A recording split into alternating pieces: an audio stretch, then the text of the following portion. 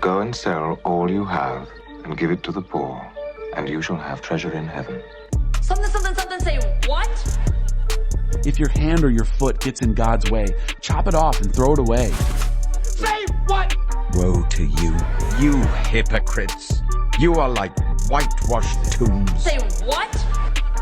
And if your eye distracts you from God, pull it out and throw it away. Say what? Say what? Say what? Say what? Say what? What? Say what? Say what? Hypocrite, treasure in heaven. Chop it off and throw it away. What? Something, say what? Hypocrites. Treasure in heaven. Say what? Pull it out and throw it away. Hypocrites.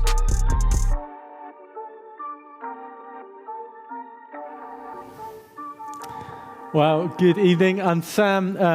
As Matt said, I am stepping in, unfortunately. Matt Miles, the best guy, is sat at home at the moment, self-isolating, so I am your supply teacher. Please treat me with more love than we did Mr. Holiday in Year 8 Geography. Give some love to Matt and all the other guys from CareX, all the guys who are isolating at home at the moment. We know it's tough. Tonight we are following on with the second part of our series, Say What? Looking at the tough teachings of Jesus, because we believe that it's in those toughest teachings that we get the most important lessons, that Jesus saves his most harsh words for those places where we need to hear the truth the most clear, those places in our life where it really matters that we're living the way he wants us to. So last week, Kate spoke about hypocrisy. What does it mean for us to try not to be hypocrites, to listen to Jesus' words? And I don't know about you, I spent the last week being pretty convicted by that. So thanks, Kate. Go back and watch that talk online. And this week we're looking again at another tough teaching of Jesus. This time it's in the book of Luke, another biography of Jesus' life in Luke chapter 9. And it's helpful for us to see a bit of the context before we get to this really tough teaching. And it is a tough one this week. It's good to have a bit of context as to how we got there. I think it helps us understand the phrase a little bit more. And so what you have in Luke 9 is starting off with this incredible miracle. It's a really famous one. It's, one of those chart toppers, the feeding of the 5,000. Jesus with a couple of loaves of fish, couple of bread, couple of loaves of fish. I don't know what they are. But he feeds 5,000 men, many more women, children. And can you imagine being Peter, one of the other disciples, there with the fish and the bread, feeding these people, watching it multiply before your very hands? It would be crazy. There's another book, Mark, that carries on the story before we get to this saying, and it talks about how Jesus then goes and has this kind of argument with the Pharisees and just destroys them. Then he goes on and he meets a blind guy and he spits in the ground and rubs mud into it and then puts it in the guy's eyes, and that seems to do it. And again, being Peter, being on the front row of this must be an incredible experience. And then so in both Luke and Mark, just before we get this really tough teaching, Peter turns to Jesus when Jesus asks him, "Who do they say I am?" And he says, "I believe that you're the Messiah. You are God's Messiah. You're the Savior of the world. You're the chosen one. You are the Son of God." Peter has this profound revelation about who Jesus is. He comes off this kind of mountaintop of crazy miracles, of amazing things that he got to be part of. And then he says to Jesus, you're God's Messiah. I believe in you. I'm following you. And so why is it that after this kind of mountaintop experience, Jesus then hits them with a really tough teaching? He goes, and we read it in Luke 9. So if we bring it up, it says this. Jesus strictly warned them not to tell anyone.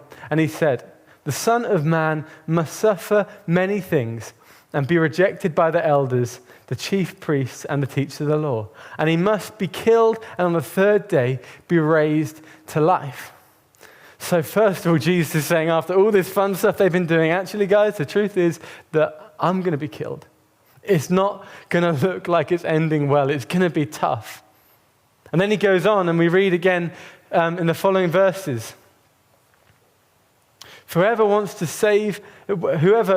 be my disciple must deny themselves and take up their cross daily and follow me. Whoever wants to save their life will lose it, but whoever loses their life for me will save it. What good is it for someone to gain the whole world and yet lose or forfeit their very soul? So not only is he saying that it's going to be really tough, not only is he saying that Jesus himself is going to die, but you as his disciples, you're going to have to give everything up. You're going to have to pick up your cross, this torture method, carry it. You're going to have to lose your life if you want to find it. You can't go around gaining wealth and trying to just gain earthly things, because actually you'll forfeit your very soul. These are tough teachings of Jesus, and I can imagine if you're Peter in this moment, it's just a real vibe killer as much as anything. You've been having a great time following Jesus, doing the miracles, and then Jesus is coming along saying, yep, I'm going to die, and you're going to have to carry your cross, you're going to give up everything, it's going to really suck, it's going to be really hard. And it's probably a real bit of a come down. And then that's not even it. We're not even come to today's tough teaching. We haven't even said what it is the next thing that he says that really, gets me. This is for me, maybe, I don't want to say this in church, but maybe my least favorite verse in the Bible. You see what I mean in a minute? He says this. I don't know if I'm allowed to say that. Am I going to be booted off? They're going to cut the feed. Whoever is ashamed of me and my words, the Son of Man will be ashamed of them when he comes in his glory and in the glory of the Father and of his holy angels. Whoever is ashamed of me and my words, the Son of Man will be ashamed of them when he comes in his glory and in the glory of the Father and of the holy angels. Jesus is saying, if you're ashamed of me, if you aren't willing to take my side, to tell people about me, to share the news of who I am, then actually at the end of time, Jesus will be ashamed of you. And the reason that this hits me really hard, the reason that I read this and it just hits me in here is because I see myself in Peter's situation. I don't know about you, but I can imagine being Peter, because I've sort of walked that journey a bit myself. I haven't fed 5,000 people and spat and made mud and put it in people's eyes. But I have had experiences where I feel like I've been on the top of my faith. You know, before I came to Bristol, for university, I spent a couple of years doing a gap year working for a church called Soul Survivor Watford. And the second year of that, I got to follow the guy who leads it around the world. He's kind of sort of a minor Christian celebrity. And so we would go to conferences and churches all around the world, and I'd kind of carry his bags. And I got to see the most incredible things. We would be in conferences, and I'd be praying for people, and we'd see people get out of wheelchairs, people healed, hundreds and thousands of people coming to know Jesus. And I'm just having this real time where I can do what Peter does, where I say, yeah, God, you're the Messiah. It's easy to say that when you're sat in the Hillsong Sydney green room. It feels great to follow Jesus, say, yeah, this is it. And so I thought, when I come to university, I'm going to head to university and I'm going to tell everybody about Jesus. My hall is going to be a wellspring of revival. Here we go. And then I arrived at University Hall, represent flat 22. And honestly, within a couple of moments, it was like a balloon had popped. And suddenly I feel timid, and I feel awkward, and I'm worried what people think. And so it would be stupid things like people would ask me, what did you do on your gap year? And I'd want to say that I worked for a church, and talk about that. But then sometimes it would kind of become, I worked for a charity, a church-based charity, and that's a bit more palatable, a bit more easy to explain. Or on a Sunday night, I'd walk out the flat and say, all right, guys, see you later. I'm just going to go to church. I'm just off to church, and just, be really coy about it, be really quiet. And I don't know why, but the truth was that I looked back and there's a part of me that was, for some reason, ashamed. So that's why this verse hits me. And I'm sharing this honestly because I know, and I'd maybe give me some care, give me some love so I know that you're on my side here. I know that I'm not the only one who, when it's come to sharing faith, when it's come to talking about Jesus, has struggled to know what to say, has felt like I can't share like I want to, has backed down when an opportunity presents itself. We haven't lived free of shame, free of being able to just live freely to tell people about who Jesus is. And if you're a non-Christian, if you haven't really been to church, if you're just checking this out, this is kind of, I guess, a bit of a peek behind the curtain. This is a bit of family talk. But the reason that we talk about this stuff, the reason we talk about telling people about who Jesus is because it really matters to us. We believe that he's good news, that he's saved our lives, that he loves us more than we could know. And so that's why it's even weirder that for so many Christians, we struggle to share the good news, even with our friends, our family, our colleagues. And so what I want to do tonight is just look at this story in Luke 9 and ask 3 questions of you. Because I think there's 3 main reasons why we can feel ashamed, why we don't share faith like we should. And the first one is this. Do you have confidence in who Jesus is? Do you have confidence in who Jesus is? If we don't have confidence, we won't share like we should. You know, I'm told all the time that I am a little bit too enthusiastic. I can get a bit overexcited about things, and everything I've ever eaten is the best thing I've ever eaten, that sort of thing. But I like to think when it comes to movies, I like to say I've got pretty good taste, and I'll go to the cinema on a Wednesday afternoon by myself, not a lame thing to do, and I love coming back and saying, you've got to go see this film. It's incredible. It's amazing. Now, I'm not going to do that if the film I've just watched is Transformers 7 or something like that, because I've got no confidence that when I tell my friends, they're going to agree that it's amazing, incredible, I should have seen it. If we don't have confidence in what we're talking about, in what we're sharing, we'll never share it as fully as we should. And the same is true for our faith. Do we have confidence in Jesus, the person that we're talking about? It's really interesting, the word that Jesus uses when he says ashamed in this passage. If we bring it back up, I think it's really helpful when he says, whoever is ashamed. And what we see is the Greek word here, I can't say it. There's way too many consonants for that length of word, and I'm not going to give it a go. But what it translates as, if you can translate it into English literally, it means to be disgraced for wrongly aligning to someone or something. To be disgraced for wrongly aligning to someone or something. So, in other words, you believe the con man and you get found out and there's egg on your face. You believe the conspiracy theory, you go all in, and then it's proved not to be true and you look a bit stupid. We have chosen to wrongly align ourselves with something. And that's really interesting here, because actually that's what we see with Peter. You know, up to this point, like I said, he's been party to the most incredible miracles. He's been feeding the 5,000. You can't imagine that while Peter's watching the bread literally multiply in his hands, that he would have had any doubt that Jesus was the Son of God. He must have known, he must have been full of confidence that he had picked the right team, that he wasn't going to be disgraced. He was so confident he would say, yeah, you are God's Messiah. You are it. But then fast forward a few, I don't know how long, I should know, but later on in the story, and Jesus is been arrested, and he's going to be on trial, and he's going to be killed. And they're looking for Jesus' followers. And suddenly, it looks like Jesus is the con man. It looks like Jesus is the big lie. It looks like Peter has been disgraced because he picked the wrong team. And so when someone comes to me and they say, do you know who Jesus is? Are you a follower of Jesus? He says, no, I never even knew the guy. 3 times he denies knowing Jesus. He's ashamed because he says, I can't put my confidence in this. I'll look stupid. I've picked the wrong team. Do we have confidence in who Jesus really is? And not just in the good times when we're feeding the 5,000, but in the bad times too.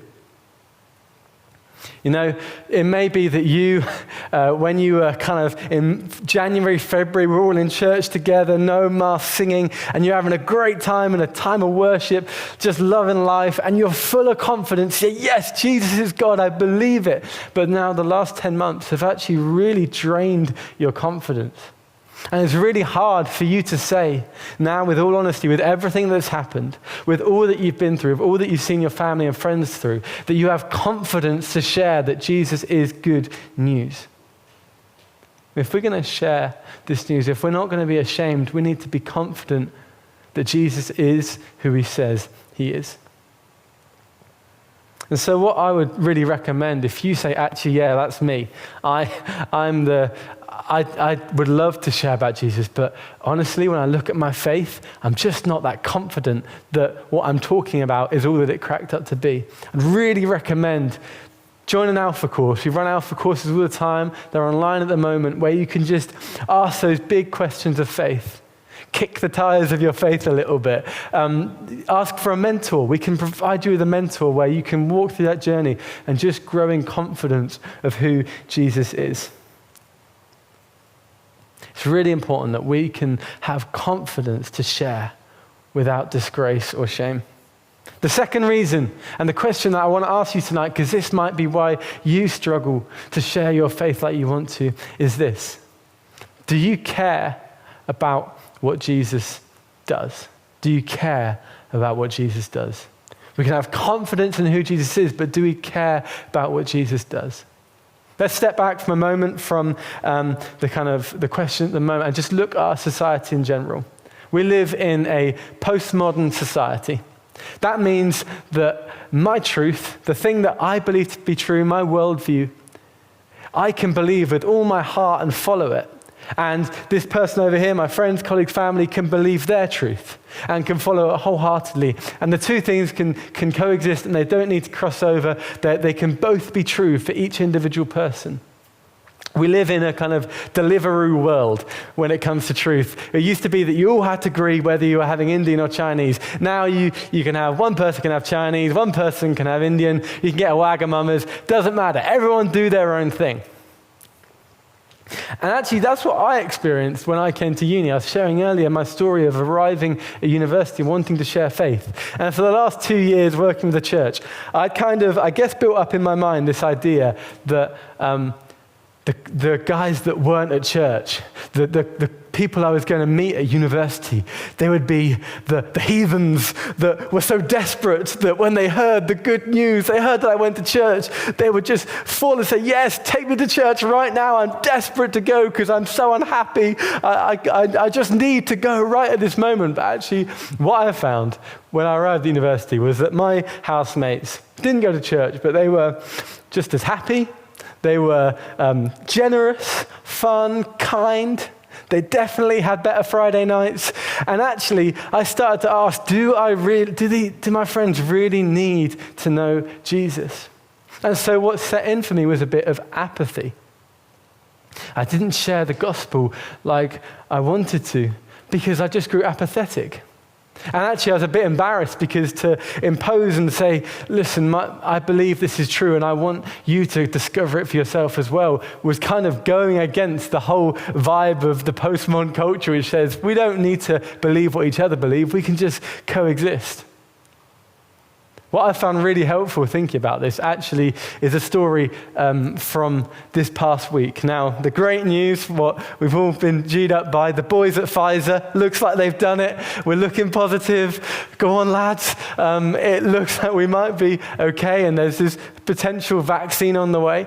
But imagine if we had never heard that news. And 5 years down the line, we've all been living in the same as now. People are dying, there's suffering, we're in lockdowns. But it's uncovered that all this time, the guys at Pfizer had just kept the vaccine to themselves. They had said, well, their vaccine is good for them, our vaccine is good for us. And so the scientists had injected each other, and then we're just living a perfect COVID-free life. If that was discovered, they would be strung up in The Hague. There would be, humanitarian crimes. It would be a huge news story. It would be terrible. Actually, the view of the Bible, what we're told by Jesus, and he makes it really clear throughout his teaching, this is why he's so tough, this is why it can be hard to stomach, is he says that if we do not meet Jesus, if we do not have Jesus in our world, then we will forever be locked in a world of darkness, of pain. When we look around us and we see suffering, and we see pain, and we see people struggling, we as Christians believe that we have the answer. We believe that his name is Jesus, and that Jesus, it's a simple analogy, but he is the vaccine to our world's problems. He is the answer. And so if we as Christians are happy just to say, well, it's good for me, it's good for you, I'll keep it to myself, you do your own thing. It's no wonder Jesus says, actually, at the end of time, I'll be ashamed of you, because that is a humanitarian crime. We've kept it to ourselves. It's so tempting to say as Christians that actually my faith revolves around, I go to church on a Sunday and I feel good and I get all the feels when the worship builds, and then I see my friends and we go out for coffee dates and I go to Hub and I go for nice walks and it's all good and it helps me feel good about myself. And it's very easy when we grow apathetic to retreat to our kind of Christian holy huddles where we say, this is good for us, this is our thing, let's keep it to ourselves. But we're denying our friends the chance to find truth and life and meaning. So I want to challenge us. Can we beat back the apathy? Do you care whether your friends meet Jesus? Here's the final reason that I think we can see from this story why it might be difficult for us to share our faith, why we struggle. And it's this. Will you pay the cost of following Jesus? Will you pay the cost? Now, Jesus makes it really clear in this teaching that there is a huge cost to following him. He says about carrying your cross. He says about leaving your family.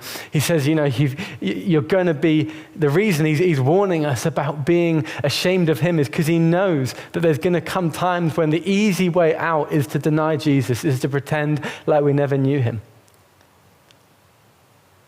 There is a huge cost. And actually the reason Jesus gives this teaching to his disciples is because he's preparing them. When we look at the lives of what happened to the disciples after Jesus left, nearly all of them were killed for their faith. They dedicated their life to telling the good news about who Jesus was, and nearly all of them were killed because of it.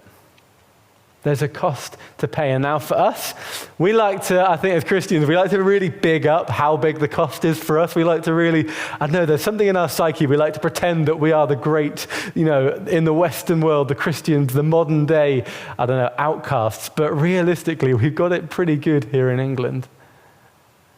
The cost for us, it might be a bit of embarrassment. It might be a bit awkward. We might get rejected a few times. We might struggle with a few different areas where we're trying to live out Christian values and share Jesus in a world that doesn't quite agree with that. But the cost really is so small for us. And yet I'm embarrassed to say that my shame, my embarrassment will get in the way so often of me sharing who Jesus is.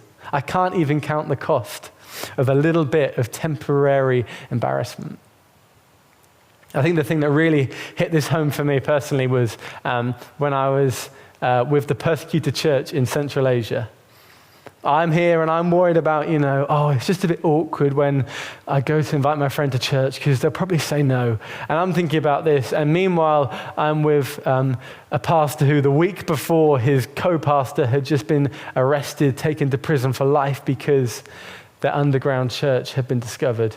I'm with a group of 25 women who used to be Muslim who have had to leave their family, their children, their husbands, and live together, cut off from mainstream society because they want to share the good news about who Jesus is. And so can we honestly say, if you're like me, if you're someone who says, I want to follow Jesus, can we really say that the cost is too high for us? Just to have a potentially awkward conversation? Just to have a discussion when we don't have all the answers and we look a bit silly? And the reason that this is important, and we know it's so important, is because Jesus shows us in his teaching the true eternal scope of why this matters.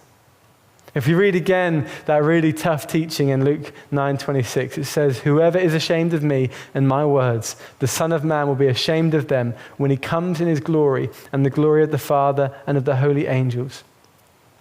What Jesus is doing here is giving us a view of the fact that this isn't just about today and this moment. Jesus starts talking about eternity. about the end of time, because actually what we do here rings out in eternity for our friends and for us. You know, I don't want to get to heaven and actually know that I was ashamed of sharing who Jesus was just because it was a bit embarrassing, or just because I'd grown a bit apathetic, or just because I hadn't grown in confidence about who Jesus was. I want to live way more than that. I just think for us as a church, as a community, there has to be more than that. Has to be more than bowing to that fear, that apathy. I want to be a heart on the line, putting it all out there Christian. I want to be embarrassing. I want to be a fool for Jesus. But actually, I look a bit stupid sometimes, but it doesn't matter because my friends come to know him. But the great news for us is that even though this matters in eternity, actually is really, really easy for us. Our part is such a small part to play, especially in 2020, especially with online church. So here is 3 simple things. If you're worried saying, oh, that sounds good, but I need something more. I've tried this before. But here are 3 ways that we can try this week to live out the sharing the good news. The first one is this: pray for a friend. If you've got a friend and you've been praying for them, keep on going. Just pray every day. We meet at 7:30 on Thursday mornings for Metro Prayer on Zoom. And at the end, we finish it every time by praying for a friend by name. I'd love for you to join us. It's a great way to remind you to keep praying for your friends. The second thing we can do, really simple, is to share the link to this service, to a talk, to a worship moment. On a Saturday night, Sunday morning, just send the link to a friend and say, hey, I think you might enjoy this evening. Really, really easy. And it's not about us trying to grow a bigger church. All we care about is that actually people come and they can meet Jesus. And third and final, tell a story.